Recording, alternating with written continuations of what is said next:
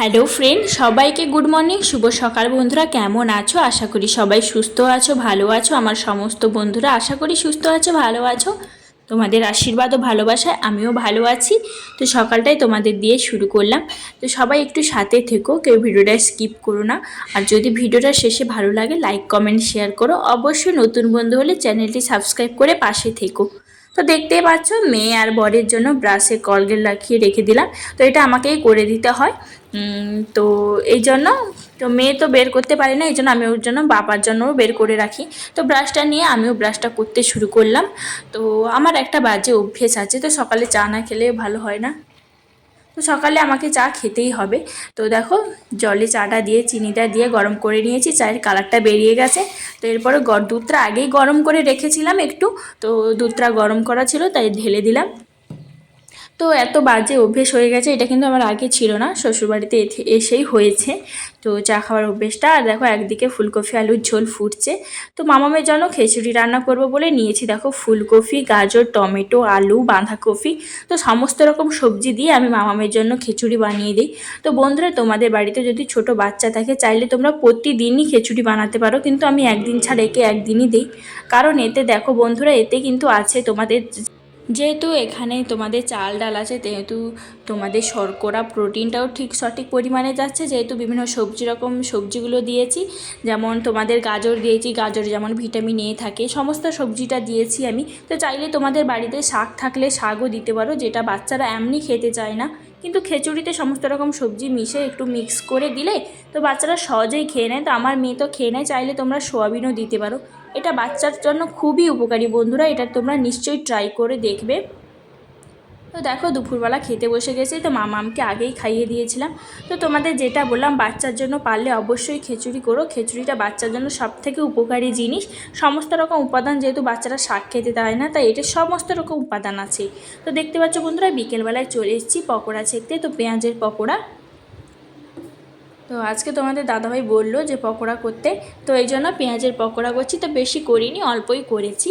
তো প্রথমে পেঁয়াজের একটু বড় বড় করে পেঁয়াজগুলো কেটেছি, তাতে সমস্ত রকম গুঁড়ো মশলা দিয়ে তারপরে বেসনটাকে ফেটিয়ে ভালো করে তারপরে পকোড়াগুলো তেলে ছেড়ে দিচ্ছি।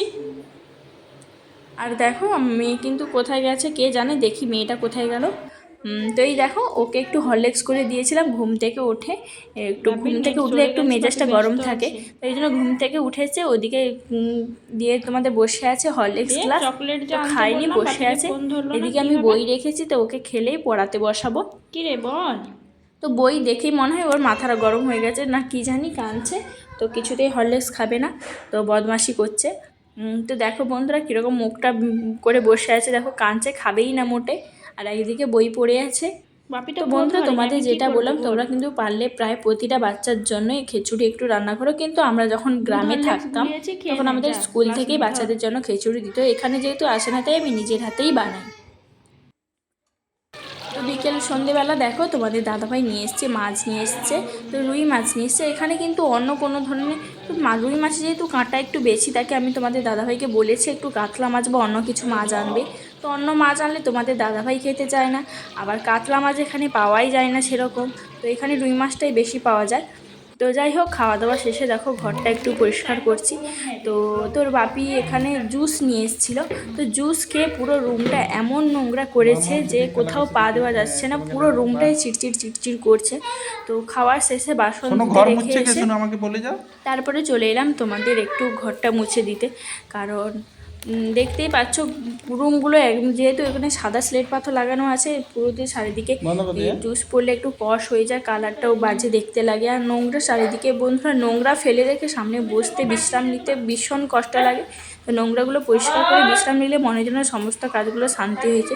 আর মেয়েকে দেখো, আমি জল নিয়ে বসলেই ও জল নিয়ে বসে যাবে, কোনো কথা নেই। জল পেলেই ওকে আর কেউ ধরে না। দেখো, আমি একদিকে বোলাচ্ছি, ও একদিকে হাত দিয়ে বোলাচ্ছি। এক ঘা লাগাতেই গেছে বাপির সামনে। তারপর চলে এলাম রাতের খাওয়া খেতে। তো আজকে বেশি কিছু রান্না করি না, আজকে দেরি হয়ে গেছিলো এমনিতে। মা জানতে তোমাদের দাদাভাই দেরি করেছে, এই জন্য একটু দেরি করে রান্নাটা বসেছে। রান্না করতে করতে প্রায় 9:30 10টা বেজে গেছে। তো আজকে কোনো আর ভাজাভুজি করিনি, সিম্পল মাছের ঝোল আর ভাত। তোমাদের দাদাভাই পেঁয়াজ খাবে বলে 2টো পেঁয়াজ কেটে নিয়ে এসছে। তো বড় মাথাটা তোমাদের দাদাভাইকে দিলাম।